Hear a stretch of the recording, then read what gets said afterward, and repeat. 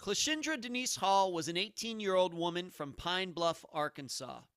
She was ranked at the top of her high school class and was to take part in an internship in Boston after graduation. On May 9th, 1994, her mother, Laurell, dropped her off at work right around the corner from their home. Clea completed her work by 8:30, then allegedly left. She was never seen again. I'm Ed Densel, and this is Unfound.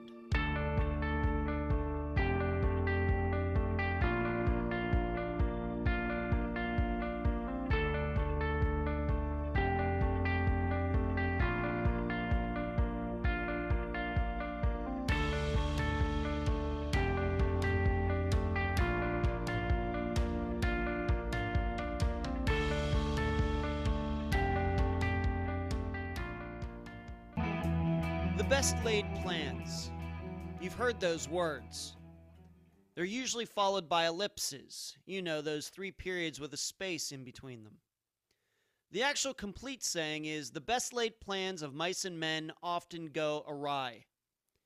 It comes from an old Scottish poem called To a Mouse by Robert Burns. Every person knows that feeling, right? We save for a vacation, then the air conditioning in our house dies. We get on a great exercise plan, then we sprain our ankle. We move to Florida for the weather, to then have a hurricane rumble through, destroying our new home. Life gets in the way of what we want to happen. This sentiment is what came to mind as I learned about the disappearance of Cleashindra Hall. Her parents did everything right, as did she. Her father even checking each of his children's bedrooms before going to bed at night. Her mother drove her to work and just about always picked her up. And Clea did well in school and was planning out her future step by step. Then something happened. Something went awry. And now a summary of the case. This is brought to you by my friend Megan Good's site, charleyproject.org. At 5 p.m. on May 9th, 1994, Laurell Hall dropped her daughter Clea off at her office job at the house of Dr. Larry Amos, a location less than a mile from the Hall residence. Clea had worked for him as a bookkeeper for about a year, but she was almost at the end of her tenure as she would be leaving for Boston for an internship to start on her path to being a pediatrician. Clea called her mother at 8 p.m. to ask if anyone had called the house for her. She left the impression that she was almost done with work and would call again when she was ready to be picked up. Her mother fell asleep at their residence shortly after the phone call. She woke up at 12:45 a.m. to discover that her daughter wasn't home. Laurell phoned Dr. Amos, and he said Clea had left at approximately 8:30 p.m., just as she always had when her ride arrived. The problem with that statement was that Laurell was the only one who ever picked Clea up. The next day, Clea's parents waited to see if she showed up for school. They were alerted by one of their sons that Clea did not attend and no one had seen her. At that point, Cleashindra's parents called the police, but because Clea was 18, the parents needed to wait 24 hours before filing a report. Once the report was filed, the police questioned Dr. Amos, neighbors, friends of Clea's, including a young man who some thought was Clea's boyfriend, although he was not. None of them could offer much helpful information. However, it should be noted that Dr. Amos refused to take a polygraph and did not show much sympathy regarding Clea's disappearance. In March 2012, police performed a search in the Amos home. They confiscated insulation and drywall. All of it tested negative for blood or any evidence of a crime. Police and Clea's parents do not believe Clea left of her own accord. Her case remains unsolved. The interview is with Cleashindra's mother, Laurell Hall. Unfound News. I hope all of you enjoyed the interview I conducted with Nate Hale from the Conspirators podcast. I also hope you got to listen to his show where he interviewed me. It was a little weird being on the other side of the microphone for once.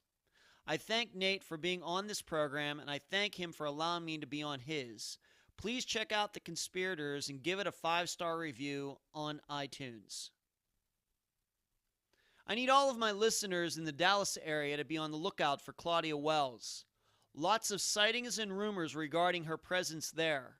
I've been in contact with Robin, her daughter, a recent guest on Unfound, and she is convinced the news she is getting is real. So please, if you see Claudia, get a picture and send it to Robin so she can have solid proof. If you could alert the police, that would be helpful as well. And finally, only a few days away, May 9th, 6 p.m., the Madeira Beach Library, the Unfound Amateur Sleuth Meetup, that's what I'm going to call it, is happening. If you live in the area, I'd love to see you there. Where you can find Unfound: on Twitter at Unfound Podcast, on Facebook, the Unfound Podcast discussion group.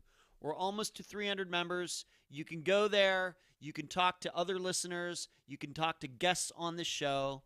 And if you'd like, you can talk to me as well. You can find this show on Instagram at Unfound Podcast. The email address, unfoundpodcast@gmail.com. You can subscribe to Unfound at Podomatic and iTunes, and please keep those 5-star reviews coming. I deeply appreciate them. And please mention Unfound at all true crime locations, including Websleuths, Reddit, podcasts we listen to, and all other websites and forums. I'm very happy to have on this episode of Unfound Laurell Hall, mother of Cleashindra Hall. Laurell, welcome to Unfound. Thank you, Edward, for having me. You're welcome. Laurell, tell the listeners a little bit about Clea, what you remember about her, some of your memories of your daughter. Well, she was kind of quirky. She liked to read, liked to play with somebody's children, and I think that's the reason that she had a goal of being a pediatrician. She played in the band at school, sang in the choir at school and at church, and just kind of hung out with her brothers. And church was a big part of your life and her faith and your daughter's faith as well. What can you tell the listeners about that?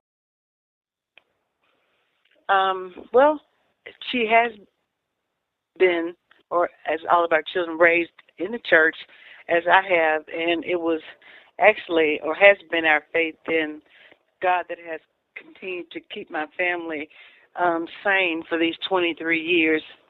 And she was active in the church, working with kids, working in the daycare at church. Mm-hmm. And she was a very good student as well, wasn't she? She was a good student. We just had an expectation of our children, and in order for them to reach some of the goals that they had, they realized that they would need to be good students, and have a good education. And you mentioned you have other children. How many other children do you have besides Clea? I have 3 sons, one that was older than she, and 2 that are younger. Wow, she was the only girl, huh? The only girl. Wow, how did she handle that? She could handle her brothers. No Okay. problem. Okay. Yeah.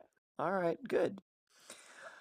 So the listeners should know that a huge amount of this conversation is going to center around this job that she had that happened to be right around the corner from where you lived. And what can you tell the listeners about how Clea got that job? What did you know about Larry Amos beforehand? Tell listeners a little bit about that and how that all came about. Well, Clea had a friend that was working for Larry Amos, and she had told Clea that she was getting another job, and she was trying to find a replacement for herself. Excuse me. And so Clea asked her dad if she could work for Larry Amos. And I think he had just asked a couple of people, if they knew anything about him, and nobody really said anything. that was negative. So we figured since it was close to home, it didn't interfere with her after school or church activities, that she could work at that job. Had you ever heard of Larry Amos's name before? He lived about, what, 3/4 of a mile away, something like that. Had you ever heard his name before her finding out about this job? I can't recall if I had heard his name before, but I just figured that since she was, I'm thinking since it was a job that was close to home, and my husband had inquired to a few people and they didn't have anything really to say, that it would be a safe job. And what kind of business was Larry Amos in, and what did Clea do for him? How many hours were involved? He had a grant-funded program where he provided food for people who had daycares. And so Clea did clerical work for him there, in that she kept tallies of the different schools and the number of students that they had, and she wrote checks that were issued to the providers for the food. And if he dictated letters or something, she did the letters and did the mailings and stuff like that. And what would you say, was that like maybe 20 hours a week or 15 hours a week? How well did she get to know her boss over, I guess it was about a year that she worked for him? How well did she get to know him, do you think? It was about a year. She worked probably, it just depends on like when they did the stuff, got the lists and things in to be able to distribute food in the month. She may have worked a total of 20 hours for the month, maybe, sometimes 30 for the whole month. Now we come up to May 9th, 1994. I'm sure that's a day that you're going to remember for the rest of your life. What can you tell the listeners, what you remember about that day, and Clea going to school, and what went on that day? On May 9th, 1994, that is a day that I remember because I keep playing it over and over in my head. The kids got up for school just like normal, got ready, got dressed, and one of my youngest son would catch the bus at our driveway, and then Clea and her middle brother, I dropped them off at school because my older son was at college. And that afternoon, I picked her up at 2:30 because in the afternoons, if a senior had a job, they could get out of school early. And so she had told me that she was going to be going to work early that day because she was trying to make more money so that she could go to Boston during the summer for an internship because she wanted to be a pediatrician. And so when I picked her up, we went by the home office of Larry Amos, but there was no one there. So we came home. Clea laid down on the couch to take a nap. And so about 4:45 or a little before 5, Miss Amos called and told me that she was at home and Clea could come over. So Clea just got up off the couch when I woke her up and wiped the sleep out of her eye and got in the van. She didn't have anything with her, no purse, no ID, no money, nothing. She just got up. And I had to take my son to practice at 5 o'clock. And so I probably was rushing her a little bit, to get up so I could drop her off.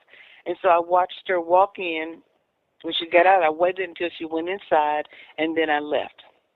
And that was the last time that I saw her. If I could ask you a couple questions just about that first part, was that unusual for her to go early to work, like you said, like 2:15 right after school? Would you say that was something unusual? And also, was she surprised? Do you remember her being surprised when you two got over there and nobody was home? That is unusual because normally she's in school.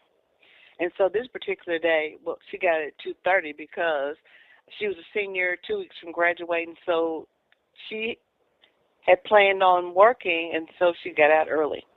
And it was a surprise when we went there. Nobody was there because I'm assuming that she had okayed it with Larry Amos to come early that day. And when the wife called, she said that she had bus duty and she was late. So that's why she wasn't there, because she was a school teacher. I see. So you did eventually get some explanation as to why when she went over there after school, nobody was there. Yes, when the wife called, just remembered that she told me that she was late, because I think I must have asked her, because I know I have not had a conversation with her since that time. So if I recall, that's what she told me when she called. Okay. So you drop her off. Things seem like a regular day. You have to you drop your son off at his practice. Then what happens later that evening? You're expecting Clea to call you, but what happens? Well, after we got home and my son got home from practice, and they were just hanging out, and I was reading a book. And about between 8 and 8:15, she called, and my son and I picked up the extensions. And she said, "Anybody call?" And my son said, "No." She said, "Okay, bye," which that wasn't unusual because that was before the time of cell phones and things like that. We didn't have that. And so while I was reading, I fell asleep. And so my husband came in about 12:45 or so, and he had a habit of looking in everybody's room to make sure that everybody was all tucked in and where they needed to be. And so he came in and woke me up and said, "Is Clea still at work?"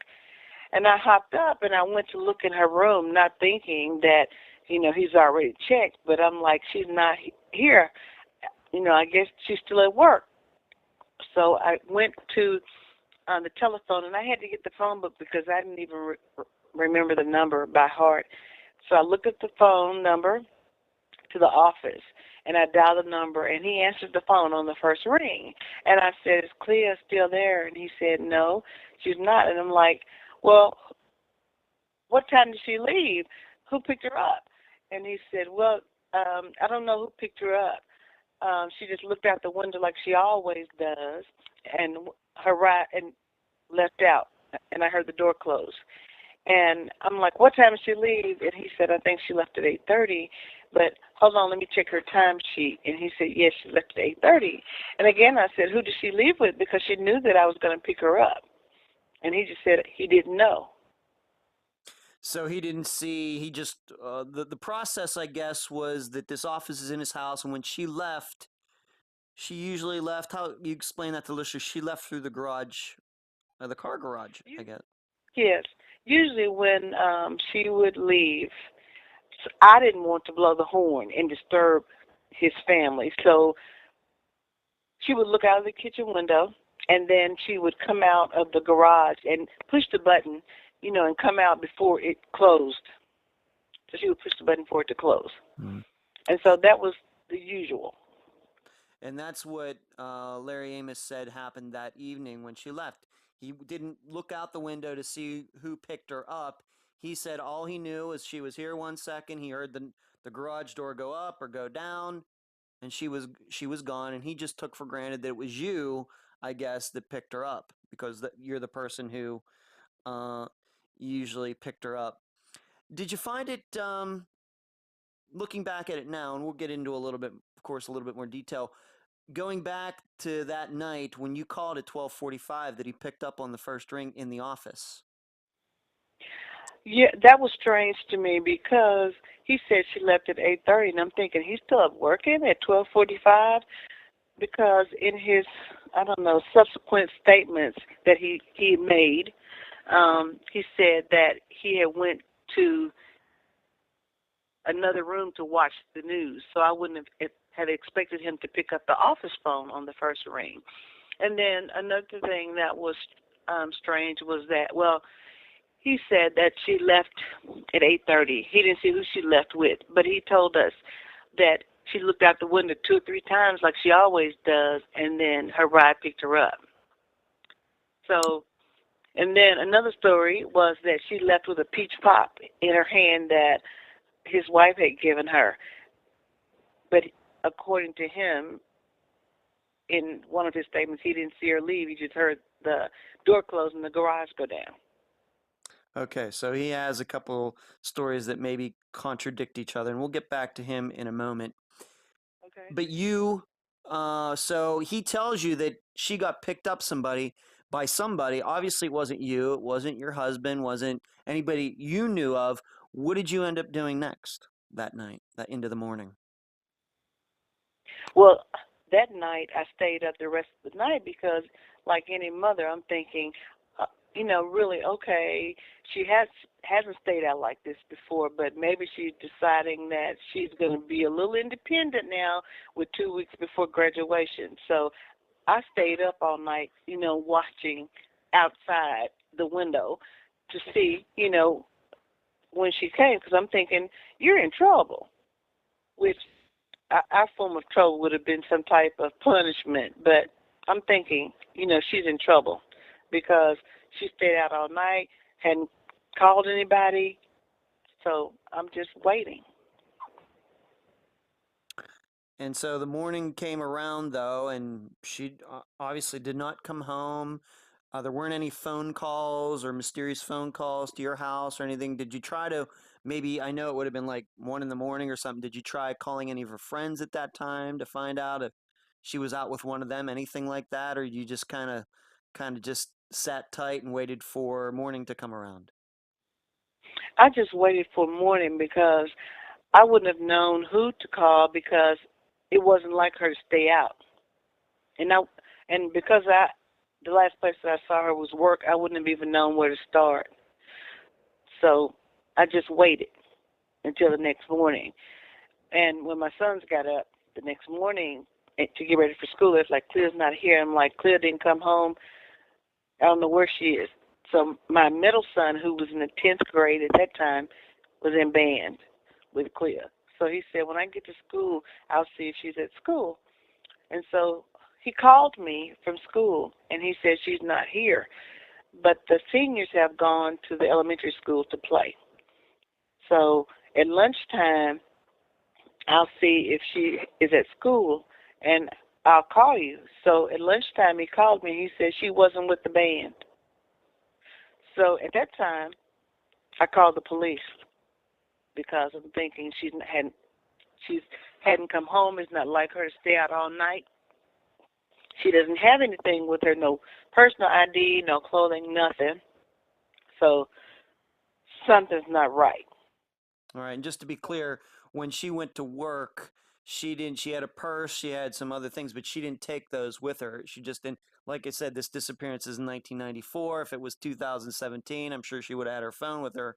But back then, it was just what she was wearing, and that was about it. She showed up for work. Yeah, she didn't have anything. She had a purse, when she went to school. Mm. But when she got ready to go to work, she just didn't take anything. Okay. Because she wasn't shopping or anything, so she wouldn't have needed a purse. So what did the police do when you contacted the police? What was the process from there? That May 10th, 1994. Did they go over to Larry Amos's house? It wasn't quite 24 hours yet, but did they choose to do something anyway? How did that all work out? When I called the police, they said I needed to wait for 24 hours because we were just getting, it was just the law of not having to wait was just beginning.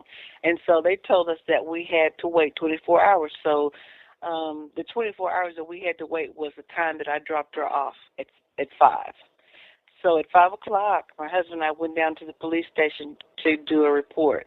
And, of course, the sergeant behind the desk half-heartedly took a report because their mentality was she was a senior and, could come and go, and she probably was just hanging out with friends and would be home. And so we gave him the report, but when we came home, my husband made up some flyers, just copied a picture and hand wrote missing on the top and called this number and started handing those out and posting them up around on the telephone poles in the neighborhood. At the time, what did you think happened? Like I said, the listeners were going to get a little bit more deeper into this about Larry Amos and everything. But at the time, what were you thinking? Were you thinking that she most likely tried to walk home and something happened, or did you think that one of her friends might have picked her up instead? Where were you? In what direction were you leaning at that time? Do you remember? Well, I didn't know exactly what direction to lean because it wasn't like her to walk in. I found out afterwards that my son told me that he had met her one or two times to walk her home, but it wasn't like her necessarily to walk. And there was, maybe a rare few times that somebody else picked her up. So 99% of the time, you were the person who took her to work, and you were the person who picked her up from work. Yes. Okay. And possibly, could there have been maybe a boy in her life, a friend who she might have arranged to pick her up instead? Is there any possibility of that? Once again, at the time, did that occur to you? No. None. No, not at all. Maybe I should ask you also something about the night before, because Clea usually called you to come pick you up, pick her up, but you said you were sleeping at the time, but you had your other kids, a couple of your sons were at home at the time. They never heard your phone ring, did they? Well, we have had and still have a house phone. So if she had called, there's no way that I would have not heard it if I had been sleeping. And they were up at probably until 10, so they would have heard the phone ring. So the belief is your belief to this day, almost 23 years, and unfortunately we're quickly coming up on the 23rd anniversary of this on May 9th, unfortunately. Your belief is that the phone that night of May 9th around 8:30, it never rang because she never called you. That's your belief. Yes.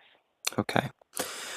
When the police went out and started, if they did do anything, did they go talk to any neighbors? Did you talk? Did you go over to Larry Amos's house? Did you talk to any of the neighbors, possibly, just in case she did start walking home and somebody might have seen her? I mean, you were out there with the flyers in the neighborhood.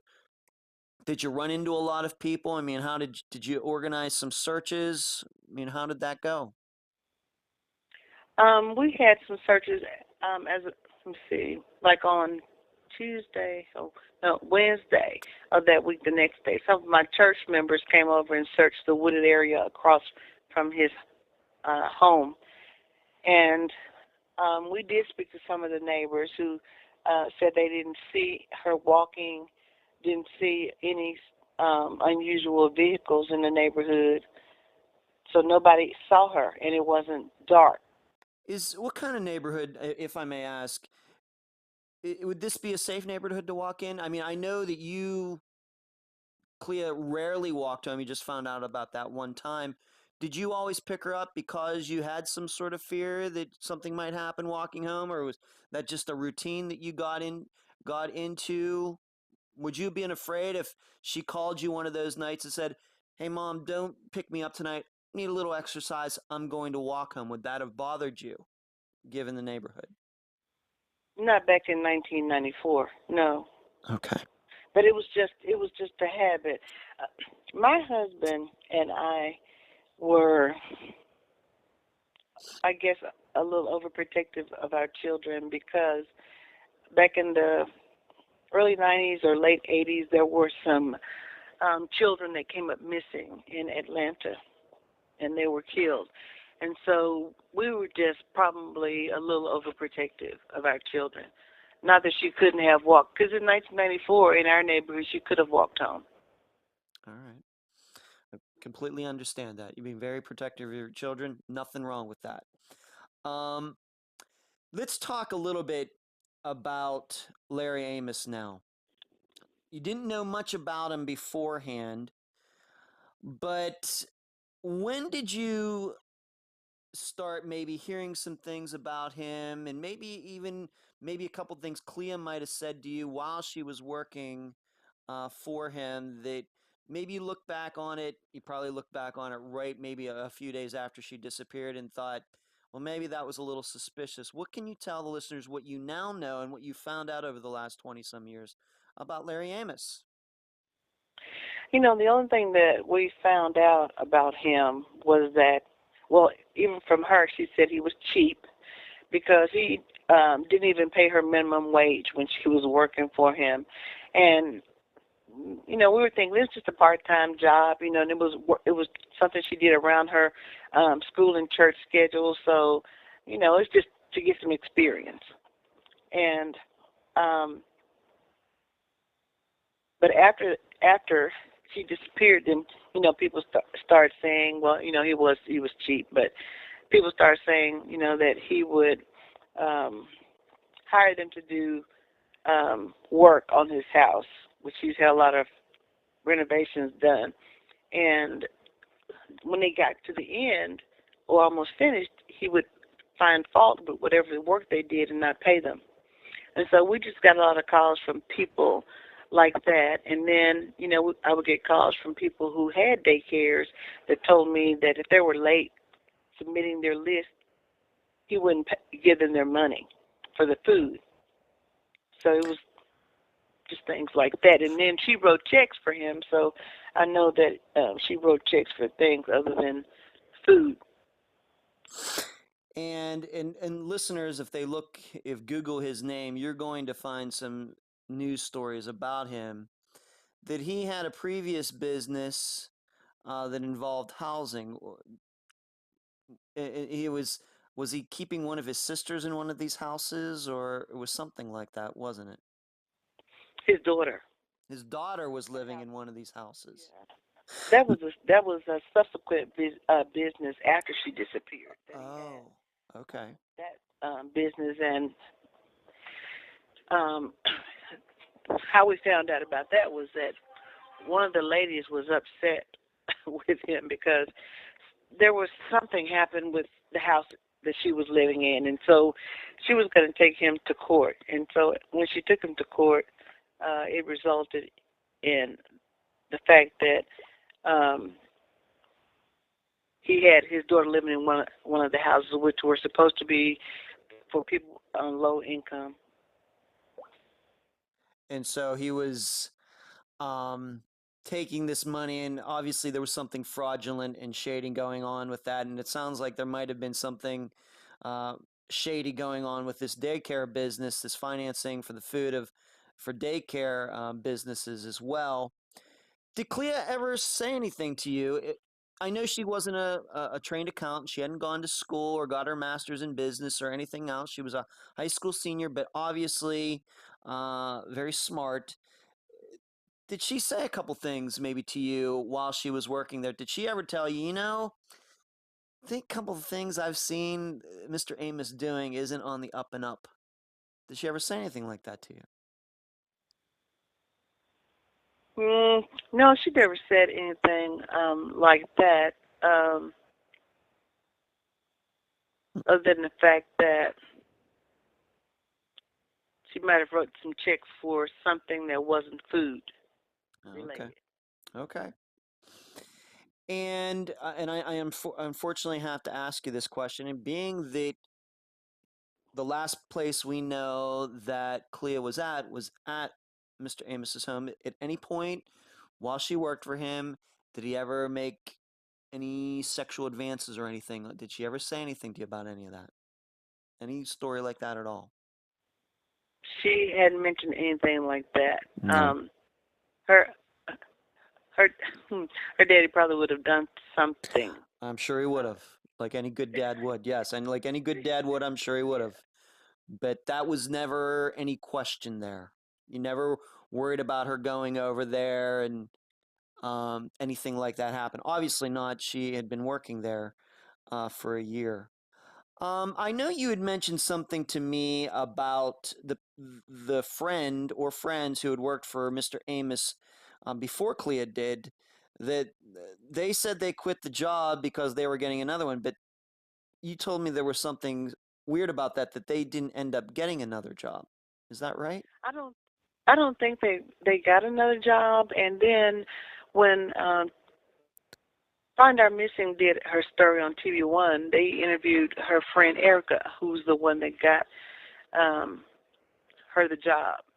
And so Erica told them in her interview that she had worked the night that Clea was working, and that wasn't true because he's too cheap to pay two people to be working, and Clea was replacing her. So it was strange that she said that she was there that night and had asked Clea if she wanted to ride because she wasn't there. Any idea why the friend might have said that? I mean, how close of a friend was this to Clea? Were they just in school together, or did they go to the movies together? How close would you say she and this other friend were?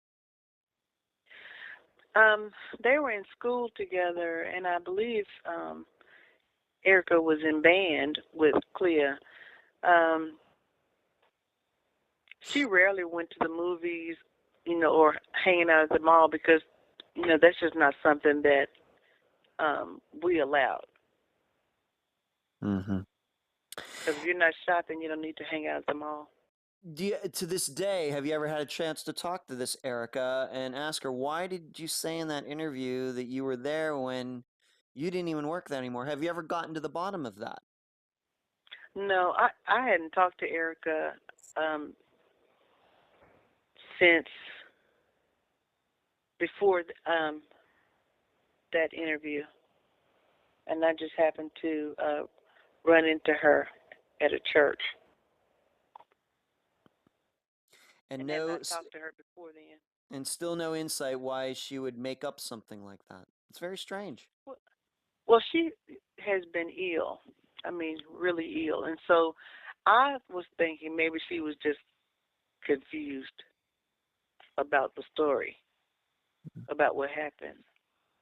And so I didn't try to confront her with that because I've done a few interviews over the years, and everything that I said or somebody says is not always accurate. So I just didn't bother with it. Okay. So for the record, for the listeners, if you see any stories about the disappearance of Cleashindra Hall that say that there was another co-worker there with Clea that night, all those stories, then we know the story on the internet, nothing ever dies. If you go back to a story that you find maybe from the early 2000s or back in the 1990s, that story is wrong. Clea was there at the house working for Larry Amos by herself. Was Larry Amos's wife there that night? And they had a son. Was he there that night that she was working? Well, usually his wife was there when she worked because she told me that. But that night, his story, another one of his stories, he said that Clea was on the phone. He noticed her on the phone, so I'm assuming that was when she called home. And when she hung up, he asked her if she was going to, what time was she going to leave, which, according to him, she was going to leave at 8:30. And so he said when she got the phone, and he had that conversation with her, and he told her she needed to take a letter. So he was dictating the letter. After she dictated the letter, she had to rewrite it and then get it ready, make a copy of it, get it ready to mail, and then she was gone at 8:30, which that's a lot of things to do for 15 minutes. I agree. And I was talking about his wife and his son. In the meantime, while she was doing that, the son came in. This is according to Larry Amos. The son came in and wanted to play with Clea because he was 4 at the time. And he kept coming in there playing, and he's special. And so he called his wife to come and get the son, and in the meantime, his wife asked Clea if she wanted something to drink, and so she said yes, and she brought her a peach pop. And he said it was unlike her not to drink it, so she just held the pop while she was finishing up her work. But she still got through and left at 8:30. Now, you had a kind of a strange story here in our previous conversation about the police once they started looking into this, that a detective went over there and something happened. He said something, and this is kind of what we believe, you believe, and you have me believing it, that maybe put this investigation started off maybe on the wrong track. What can you tell the listeners about that? Um, That was uh, later in the investigation. I don't know how many weeks it was after, and it was after he had come back from Dallas, and the captain went over to talk to the neighbor. The neighbor is a renter of his, and so when he went to talk to the neighbor, Larry Amos came outside, and so he just kind of jokingly said, "Let's go in. I can't talk in front of this outlaw," and kind of laughed. Well, when he finished talking to the neighbor, who is really loyal to Larry Amos, um, he came over to ask her, what did the detective say? And she said, well, he said he can't talk in front of this crook.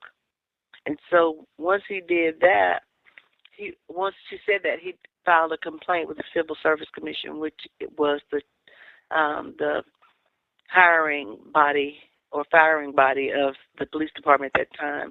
And so he filed a complaint, and the captain got a reprimand put in his file. And so after then, it was like our investigation was at a standstill. And I had contacted the FBI myself and was told by them that there was not a lot the police could do that wouldn't seem like harassment after he had filed a complaint.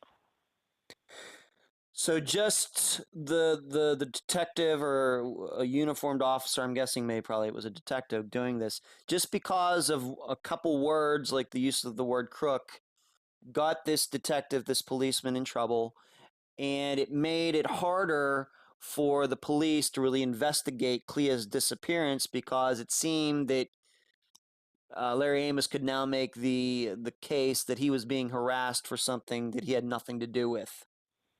Right. And do you believe that continues to this day, almost 23 years later, that that is hampered, or do you think that was something that was just a short-term problem that eventually kind of went away? Or, I mean, how do you look back at that now?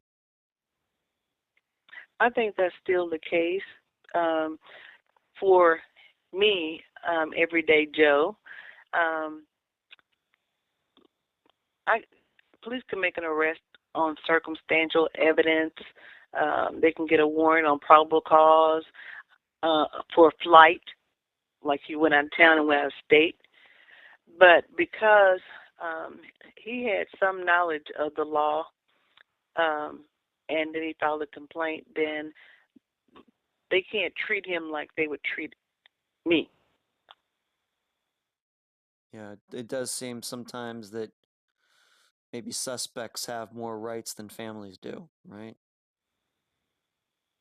And he's not a suspect. He's just a person of interest. Person of interest. Okay, fair enough. You had mentioned when I asked you that question that that once Larry Amos got back from his trip, tell the listeners right after Clea disappeared what Mr. Amos did. Once again, he's just a person of interest. He's never, there's not been any trial or anything else, but this is a little bit strange. What did he do? Well, the next morning, he called me and asked if she had come home, and I said no. And so he went out of town to a neighboring town to check on daycare business, he said. And so later in the week, he went out of state to pay for some furniture for a tanning salon that he was going to open. And he said he had to pay cash for it. the furniture has never been delivered, nor has the tanning salon opened. All over 20 years later, that's nothing ever came of that at all. No. And he was gone for how many days, to your recollection? The trip to Texas, I think, was about 3 days. And there was a storm. I think the flight was held up, so he didn't make it back to town until Saturday, according to him. And he came by. So when he got back to town, he went to the police department to give a statement. So on his way back from the police department, he came by our house. He doesn't have to pass our house, but during that time, he was coming by our house. And so I was standing outside talking to somebody, and he stopped his car. And he said, he asked me if, he said he had been to the police station to give his statement, and they had given him a phone number. And he gave me the piece of paper and said, you might want to call these people because their name is Smith, and I don't know these people. And so I didn't call it, but I kept asking the police, about the number. And so they finally told me that it was his babysitter who had been keeping this little boy since he was a baby. So for 4 years, and he didn't recognize the number. Why would he do that? Any idea what he was thinking? I don't know what he was thinking, because if somebody was keeping your child, you would know their number. If they've kept your child at least 4 years, you would know the number when you saw it. But he didn't recognize, he said he didn't recognize the number because they said their names was Smith. And how the number thing came up, while he was gone to Texas, the police went over to ask his wife if they could look in the office. And she let them look in the office, and the officer pushed the redial button. And when he pushed the redial button, the last number was, I guess, that number. And when when he asked who they were, they said their name was Smith. Well, they didn't know who he was, so they just said Smith, just any random name. But I asked, did they expect the last number to be on an office phone, the last number to be dialed from Monday when she was there? Yeah. So this was like Saturday or Friday, and they expected the last number to still be on there? Yeah, that doesn't seem like it would be a very good lead at all to do that. You'd have to get on, if you wanted to use a redial button, like you could do that, you'd have to do it the same day. I mean, especially if it's an office phone, especially if it's in a house. Yeah, he should have had, he had a house phone and he had an office phone. But if he didn't leave town till Wednesday or Thursday, he should have had some more calls on that phone. Yeah, you're right.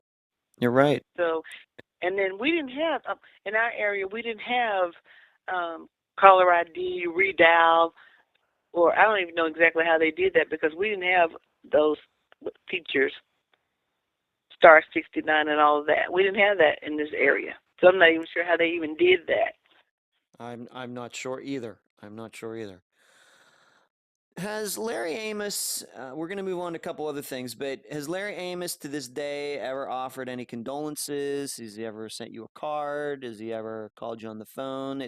Maybe not recently, but back then at the time, and expressed any sympathy or anything for the disappearance of Clea?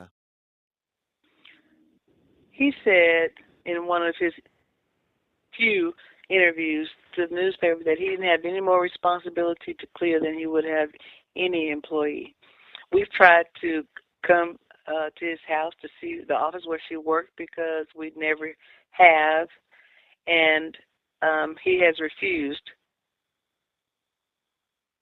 Or he would call and leave a message and say, I'm at home, you can come over when we'd be at church, because he'd know that every, Tuesday at that time, we were at church at 7 o'clock. So I guess the answer to my question would probably be a no You then. know? It would be a no. Yes. Okay. Next, and usually I would not go into this, but I think that we need to kind of maybe paint a picture of this guy. And we're going to talk maybe about a couple other theories here before this interview ends. But you had an opportunity to talk to his ex-wife, Larry Amos. I'm gonna. He's still married to the woman he was back in 1994 when Clea disappeared. This would have been the wife before that. You had an opportunity to talk to her. How did that come about? Did she contact you? Did you find her? She gave you some background, and granted, we know in divorces, there's his story, there's her story, then there's a real story. But explain how you got in contact with his ex-wife, and what did she have to say? I one of my um, church members knew his first wife, and so after Clea disappeared, I'm like, well, would he be capable of doing something like this? And so she helped arrange a meeting with the wife, and we met at a little restaurant, and we were sitting there, and she didn't have a lot to say at the beginning. She said, I don't know what I could tell you. Well, we just want to know if he's capable of doing something to our daughter. And so while we were sitting there talking, the lady came from behind the counter, and she came over to where we were sitting in the booth and said, there's a man across the street taking pictures. And so so we all got up to go look out the window, and the man came zooming across the street. And so she and I went back um, to the booth, and my husband went out to the van. And so the guy came in, went to the counter, ordered him something to eat. Then he came to the tea container that was near where we were sitting, and he got some tea. Then he got back in his truck and went back across the street.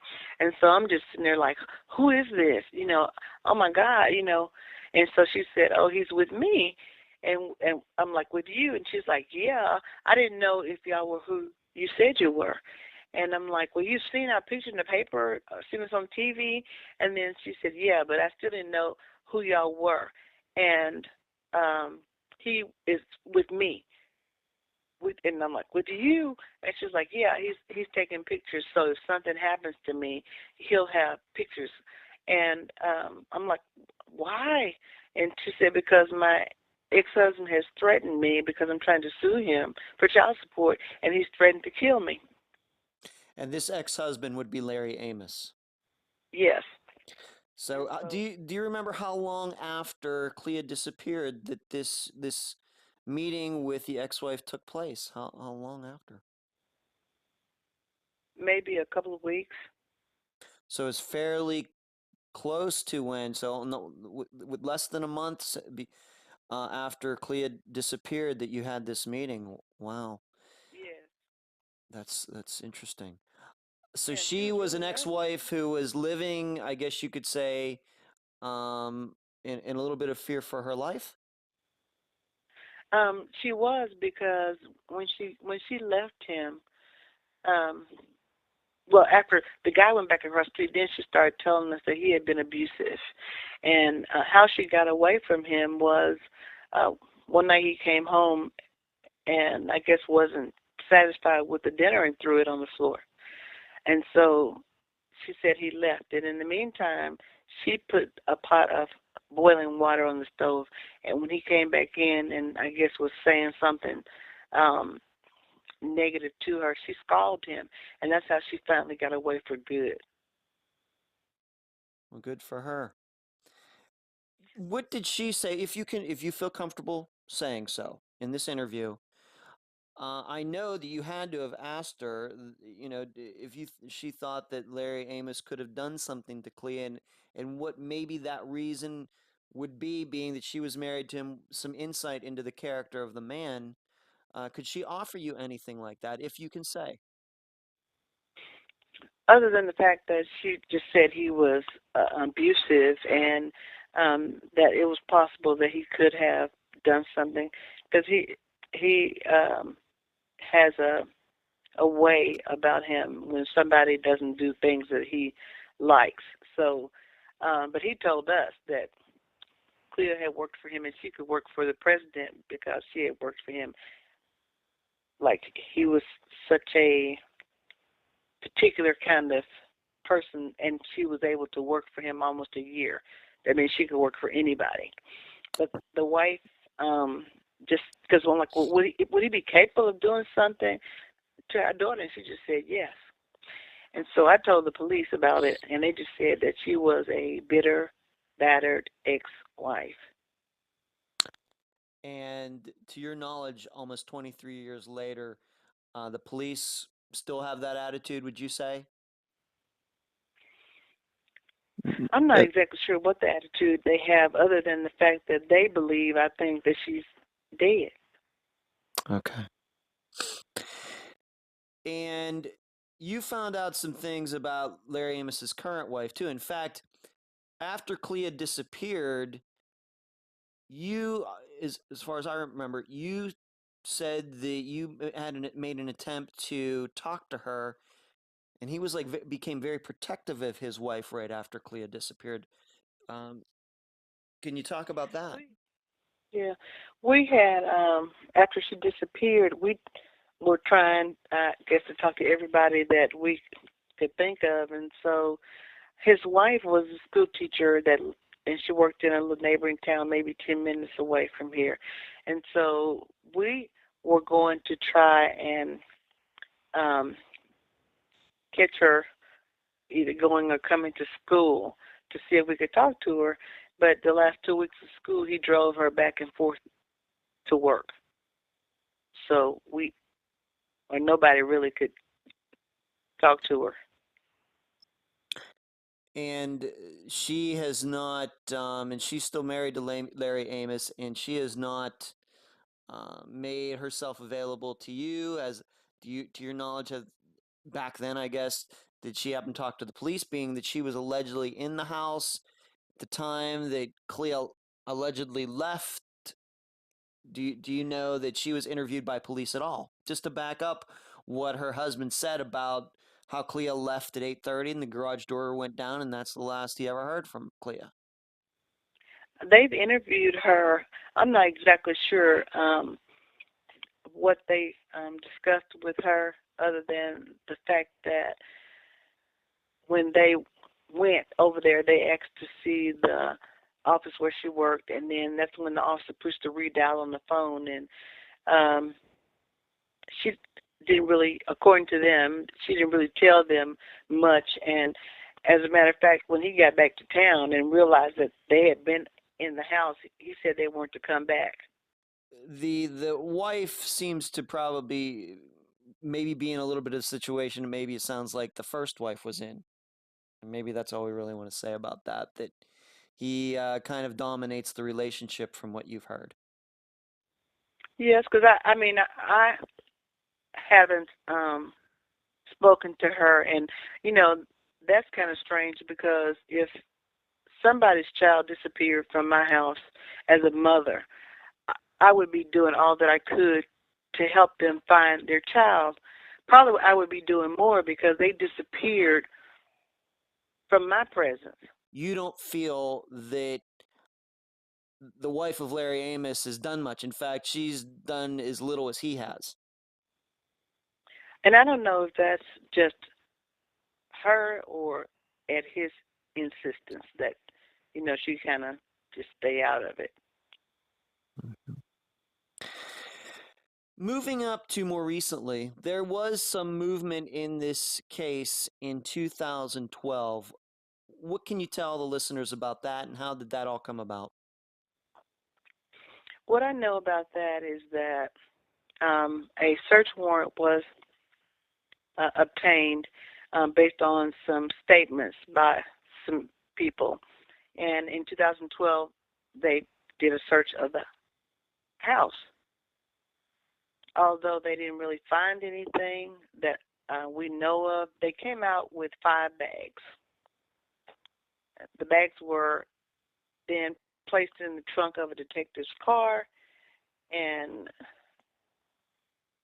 went home with him over the weekend, and they were locked in his garage. And then on Monday, they were taken to the evidence locker and forgotten about for 40 days until I kept asking the chief about our evidence. And I went to a city council meeting one night to ask the city council to do something with the police, because at that time they were the boss of the police. There was no more civil service commission. And so the chief said, every Wednesday we call and check on the evidence, and there's no evidence. And so it just so happened that the next day, I think one of the reporters contacted the crime lab, and they said, we don't have any evidence. And that's when they realized that the evidence had not even been taken to the crime lab. And that was after 40 days. You must have lost your mind when you heard that. No, I didn't, but I was really angry. We don't have in our town. We don't have the DA and all of that. We only have the police department, and we have a sheriff's department, and we do have like state police. But we have to depend on the police department, and so that's all that I have. If I could have had something else, we don't have anything to. We've never had a grand jury that I know about, so I don't. The only recourse that I have is the local police, and so I have to depend on them. But did that evidence eventually make its way to some laboratory somewhere? And what was it? Was it parts of the house, or I mean, what could they take out of the house that would have been 18 years later that would have been of any significance? I don't know what they. I don't know what they took out of the house. Maybe some. I don't know. I think maybe I read something about some insulation, maybe, but I'm not sure what was in the 5 bags. And even to this day, but at least to 2012, have the Amoses lived in that house that whole time? They moved out of that house probably a couple of years after she disappeared to have some work done, and they moved into the office. And they stayed there until 2012 when we had the search. They were getting ready to move back in, and so they actually moved back in April of 2012.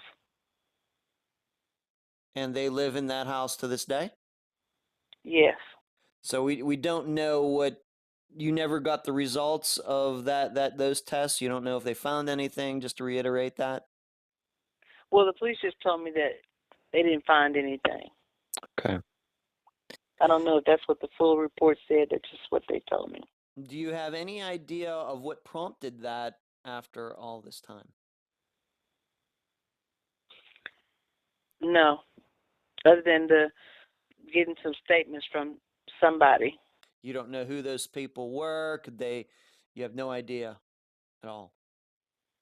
No, I didn't even know they were even trying to get a search warrant. Somebody called me that morning and said that there were police cars all around the house.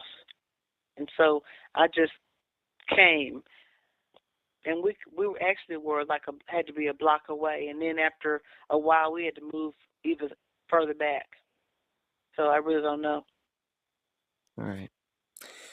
Let's talk about. I think the listeners by this time they know the direction we're going in this, and the person of interest being Larry Amos, and possibly his wife maybe knowing what happened. But let's just talk about another possibilities. We've touched on them just a little bit, but let's go back to them for a little bit. Let's just say the theory that she did try to call. For some reason, the phone didn't ring. Maybe she dialed the wrong number. Who knows? And then she just said that, well, I might as well just walk home. Is there been any abductions like that? Have there ever been any rumors of any other young women like your daughter disappeared in your neighborhood or surrounding cities, neighborhoods like that in the last 20 plus years, or even maybe before Clea disappeared? Anything that comes to mind? Not that I can recall, because in up to 1990, let's see, it was in 95, I'm going to say January, they may have had 75 missing persons cases reported, and she was the only one that was still not accounted for. So we didn't. So the other 74 had been found, or maybe they had been resolved some way. Maybe they found the person dead, or maybe the person ran away and came back. Those ones were resolved. Your daughter's was the only one. Right. Okay, so that would. We had not had anything like this happen in our community before. What did the neighbors say to you? Your people that you live in, your maybe across the street, next door. They hopefully came over to you and offered their support. And did they have any theories or anything like that? Could they believe maybe that somebody might have driven by while Clea was driving or walking home and picked her up? Anything like that? Nobody has said anything to us about it. Our neighbors have gone on searches with us, but they hadn't said anything like they thought somebody might have picked her up. And they wouldn't have, my neighbors wouldn't have been able to see if somebody picked her up. And again, his neighbors said they didn't see anybody driving by. They didn't see her walking. What, let's say that she did try to call and you were taking a nap. For some reason, your sons didn't hear the phone ring. Let's just say hypothetically. Would Clea continue to stay there and keep trying to call you, or was there like a backup plan? Somebody that she would call to pick her up, knowing that you didn't want her to walk home. Would she have called somebody else, or would she have stayed at the Amos's until you picked up the phone? If that ever occurred in the year that she worked for them. Just from what I think, she would have stayed there until we pick up the phone.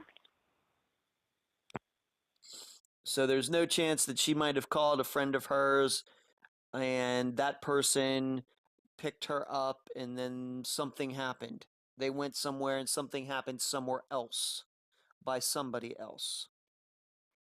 I can't speculate on that because yeah, I don't know. I don't know. But you would probably say that the possibilities of that are fairly low. The probability of that probably pretty low. I wouldn't say it wasn't. I wouldn't say it wasn't impossible, but fairly low probability.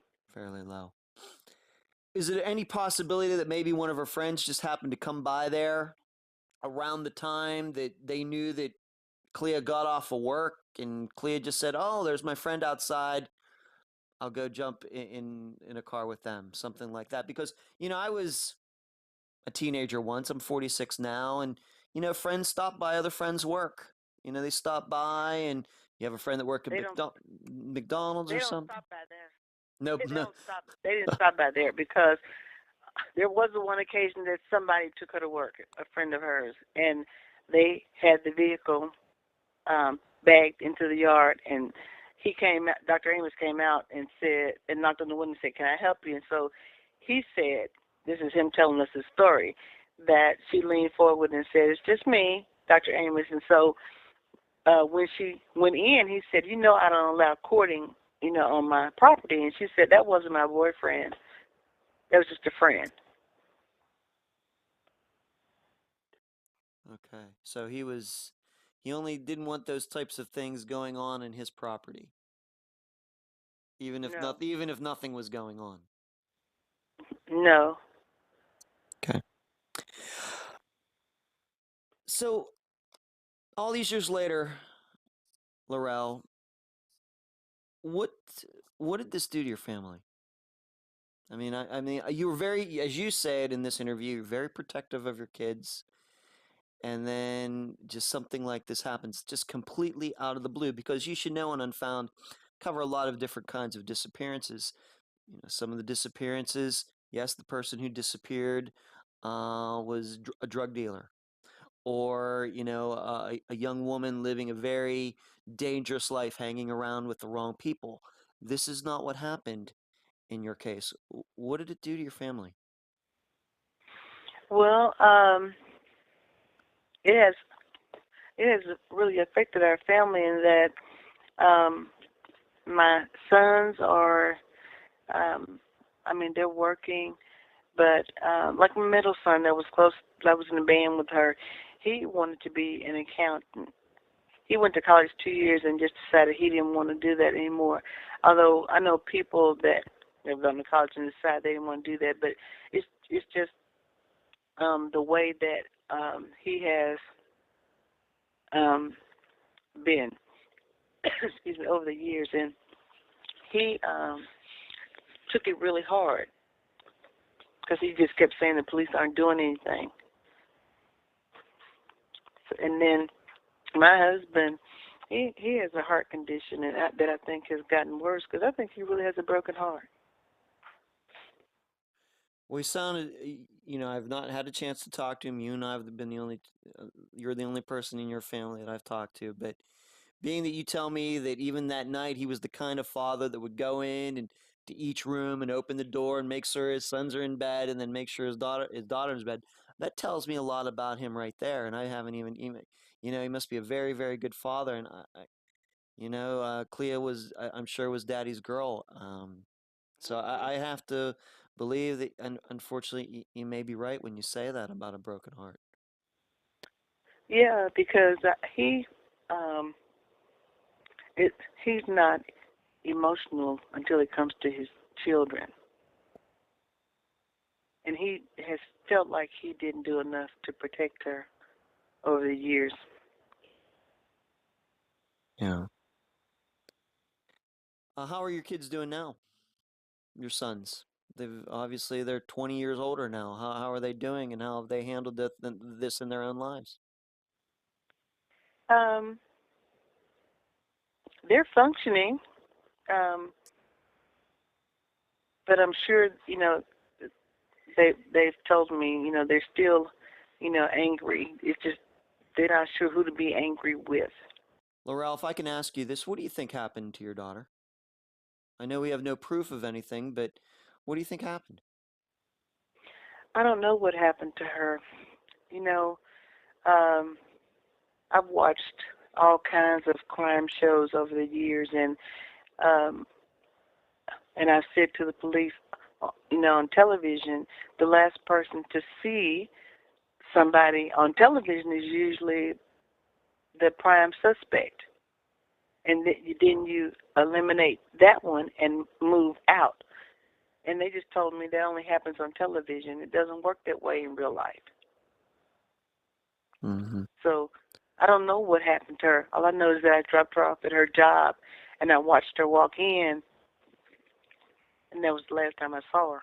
Laurell, tell listeners where they can find you. If you have on Facebook, or where, if you have a website or wherever, because you should know that my listeners for this program are very engaged.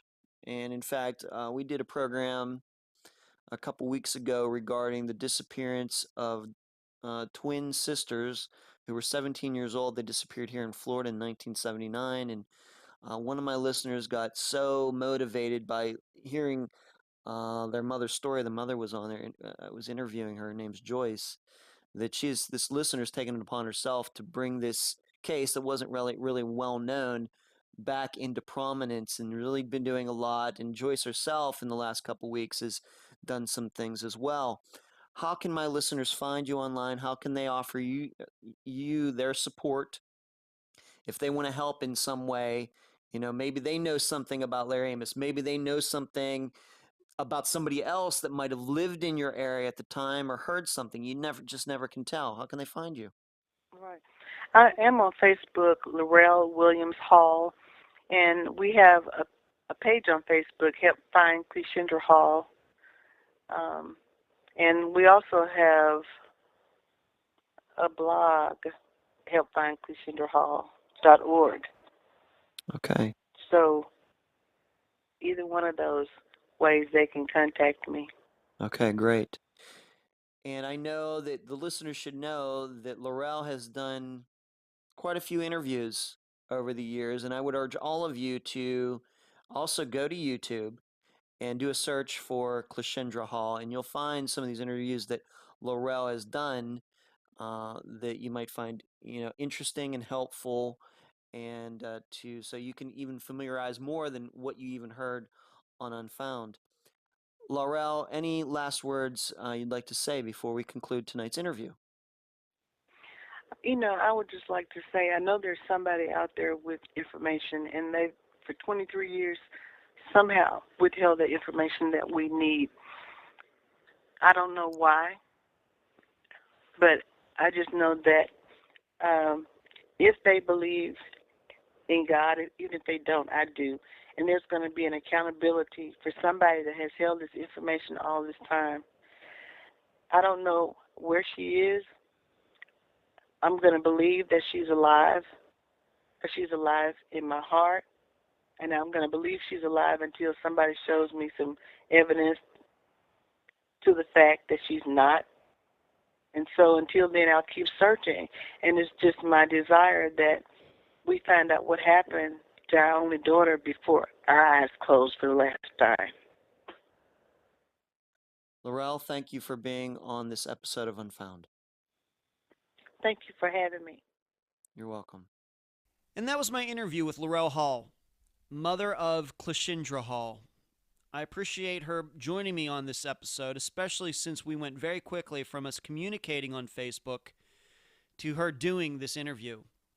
I think she does a great job representing Clea, herself, and her family.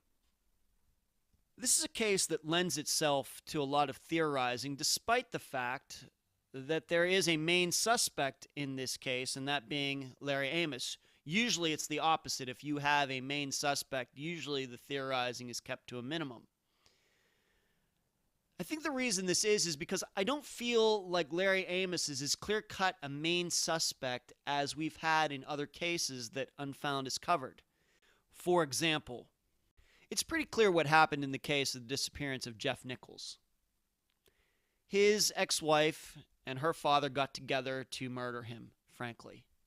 Or the case of Andrea Bowman, where it's pretty clear that her adoptive father, Dennis Bowman, did something to her. Or the case of Robin Abrams, where Dennis Marquez obviously had a lot to do with her disappearance. In the disappearance of Cleashindra Hall, I do not feel that Larry Amos is as strong a suspect as the suspects in those other cases. And I'll come back to that in just a few moments. What I want to first cover in this summation is something that's most important, and that is correcting the record. You'll notice that Laurell stated that there were no other employees there that night at Larry Amos's house. The friend that said she was there, she wasn't.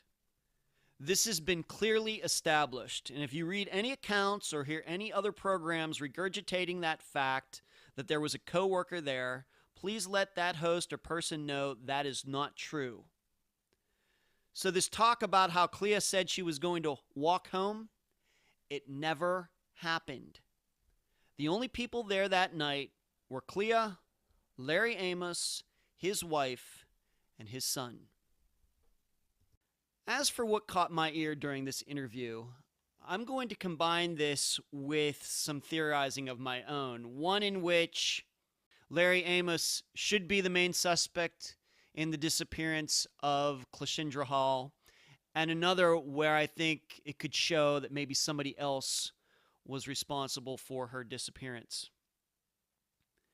So these are things you should think about as you mull over Cleashindra's disappearance. What caught my ear about Larry Amos and what makes me think that he is guilty in this disappearance was how quickly he picked up his office phone at 12:45 a.m. We've all gotten late night calls, and we know that they are rarely good news. Rarely. But Laurell's call was to the office, not his home. So why did Amos pick up? It's a little hard to understand, because what it means, and you'll go back, if you go back and listen to what she said, he picked up on the first ring, which means he was awake, which means he was sitting right beside the phone, which also means he was sitting in his office. All of those points seem strange to me. So why did he pick up the phone? I think there's a perfectly good reason why he picked up the phone, because he knew if he didn't pick up the phone, he knew who was calling. It's 12:45 in the morning. He knows what he's done. He knows that some hours before, something happened between him and Cleashindra, and he had to get rid of her. And he has to obviously know at some point, Mr. or Mrs. Hall is going to call. Why does he pick up the phone at 12:45? Because he knows if he doesn't pick up the phone after that phone stops ringing, the next thing he is going to hear is a banging on his front door. And he does not want the Halls to come over to his house. Because if they come over, he's going to have to answer the door. They're going to ask where their daughter is. He's going to say, well, she left at 8:30, and they're probably not going to take his word for it because they're standing right there. There's going to probably be an argument. Mr. Hall in particular is probably going to want to go inside and search the house. Larry Amos isn't going to let him. 911 is going to get called. A cop is going to show up. And we know at that point the cop is going to say, okay, here's how we're going to resolve this. I'm going to go inside and take a look around and see if I see anything suspicious. Larry Amos cannot afford that. That's why he picked up the phone. In fact, he was probably sitting by that phone since probably 8:30 that night. He was probably actually stunned that it took the Halls that long to call. And of course, we know the reason that it took that long is because Laurell fell asleep. Had she not fallen asleep, I'm sure the calls would have started around 9 p.m. or 9:30 p.m. And even then, Larry Amos would have picked up on the first ring. Unfortunately for the Halls, that it took them that long to call Larry Amos, it made his story that Clea left at 8:30 that harder to disprove. The problem with that scenario, as much as it makes factual and logical sense, is that a motive is hard to pin down. Yes, he was shady, and Cleashindra knew it. She told her mother about how she'd written some checks to people that she probably shouldn't have. Well, I'm guessing that anybody who worked for Larry Amos knew that his business practices were not totally legal. The difference is, those people, to my knowledge, none of them disappeared, but Cleashindra did. So it's hard to say that she was made to disappear because of something she found out. If that was the case, then all of Larry Amos's employees would have disappeared.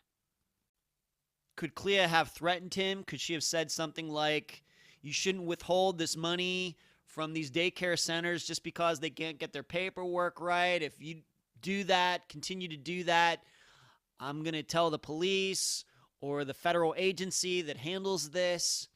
I suppose, but I get the feeling, at least the way that Laurell communicated it, was that Clea wasn't really that bothered by it. I'm not saying she was a party to it. She was just doing what she was told. She was going to grind it out for a couple more weeks. She was going to move on to this internship in Boston, and she would have put Larry Amos far in the rear view mirror.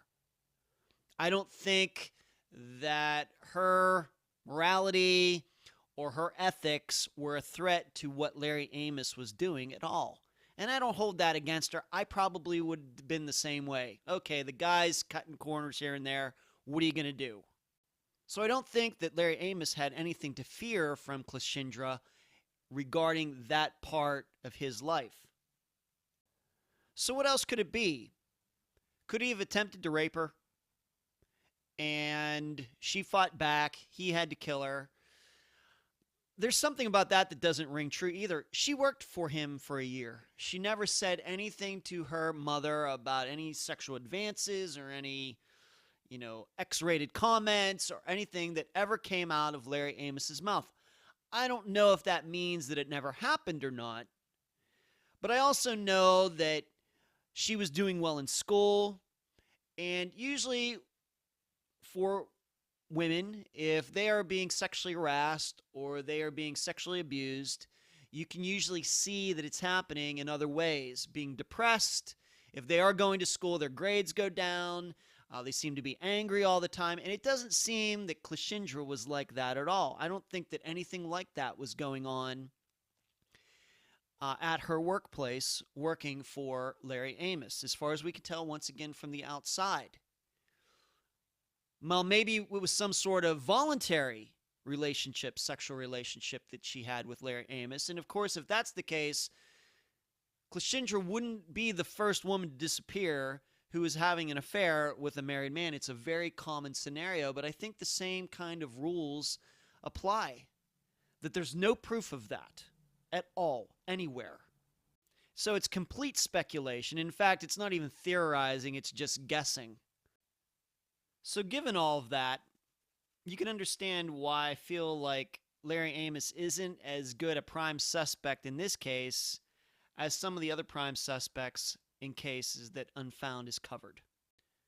What that means is we have to open our minds to other possible scenarios, even though we still have to keep Larry Amos as the prime suspect in this case. As for another possible scenario, I think back to what Laurell thought when she discovered that Clea wasn't at home that night. Her first knee-jerk reaction was that Clea was out on the town somewhere, probably with some of her friends, and she was expressing her independence. She was going to be graduating soon. She was going to be going to Boston anyway, where she was going to be off by herself or with other teenagers like herself for this internship. And she thought, Laurell thought, that maybe this was a night that Clea thought that, hey, I'm going to go out in the town. There's nothing my parents can do about it. What if that's true? What if Clea had gotten to the point in her life where she was going to be moving out of the house anyway, and she figured, well, hey, how much trouble can I really get in? I realized the kind of life she had lived to that point. Very disciplined, very good life, very moral life. But she was 18. She was a teenager. She has friends. She has aspirations. She maybe has peer pressure, all of these other things. And Laurell and her husband did a great job raising her. But at some point, kids are going to go off and do their own things. That's just the way it is. Maybe this was that night. Because what seems strange to me about that night, as far as the facts go, was that call that Clea made home at 8 o'clock, where she had called and asked if anybody had called for her. I get the impression from the interview that Laurell's answer was no, none of her friends had called for her. Maybe some had, but either way, even if the answer had been yes, what could have Clea done about that? It wasn't like her tough boss, Larry Amos, was going to allow her to call any of her friends and sit there on the phone while she was supposed to be working, right? Of course not. So why would she have called and done something like that? Couldn't she have just waited until her mother picked her up at 8:30 or 8:45 or 9 o'clock to find out? Because she wouldn't have been able to do anything about friends calling until then anyway. In fact, I wonder if Larry Amos even knew that Clea made that phone call home. Because once again, he seems like a tough guy. If you can work for me, you can work for anybody. He was known as being cheap. Clea said that about him. He doesn't seem like the kind of guy that would have allowed her to just make a frivolous phone call home just to find out if any of her friends had called her. Telling me that he probably wasn't around when she made that call. Meaning that it's very possible that in those minutes where she called home and found out that no friends of her called, could it be that after she hung up the phone, she did call one of her friends about going out that night? Getting away with it. Why? Because Larry Amos maybe was on the other side of the house, maybe he was in the bathroom, and she was arranging something to do after her work was over that she didn't want her parents to know about. I'll go even further, and I start thinking about how she wanted to get to work early that day. Remember, they went over there at 2:30 and nobody was home. And if you'll remember, Laurell said, yeah, that was fairly unusual, but it was unusual that day because the seniors of that class had been let out early for some reason, and I guess the rest of the grades were not let out early. So she could go over to Amos's early, and maybe she was thinking, I get my work done early, I can go out with my friends because I have these plans tonight, and then I won't have to miss any work. I won't have to cut back on my hours because I'll get to do the work now. I wonder. And so when Mrs. Amos called at 5 o'clock, Clea's thinking, well, I still want to go out tonight, but I know that I have to go to work as well. So she figures, I'm going to go to work, going to do what I have to do, but then when work is over, I'm going out with my friends. That's just the way it is. And before you start saying, well, Larry Amos's story changed, and we have to pick one of two things. If you think that he is a suspect in the disappearance of Cleashindra Hall, then don't believe a word he says. However, if you are going to entertain a different scenario that something else happened to Cleashindra, somebody else caused her to disappear, then you have to accept what he said. But what he's never wavered from was that she left right around 8:30. So the call at home at 8 might have been to kind of try to figure out if the plans for that night had been changed. And then right after that, she hangs up, calls one of her friends once again before Larry Amos comes back into the office and arranges to be picked up because they were almost done with their work that they were doing. Remember, she was retyping a letter or taking dictation for a letter that Larry Amos wanted done. 8:30 gets there, the friend shows up, she goes out the door. Just like she always does, Larry Amos has no idea what car she's getting into. Because one way or another, if you're going to accept another scenario besides Larry Amos causing Cleashindra to disappear, how was the pickup of Clea arranged? It had to have been done by phone. There wasn't email, there wasn't texting, there wasn't anything like that. It had to be the good old-fashioned way, calling somebody. And maybe that call happened right after she called home, because she had that little time frame where he wasn't around that she could call somebody else, somebody that she probably wouldn't be allowed to call if he was in the office. The problem with this scenario is that it has flaws, just like the theory that Larry Amos caused the disappearance of Clea has flaws. The flaw is that, according to Laurell, Larry Amos knew that Clea had made that call at 8 o'clock where she had asked whoever answered the phone, whether it was her brother or Laurell, she asked if anybody had called.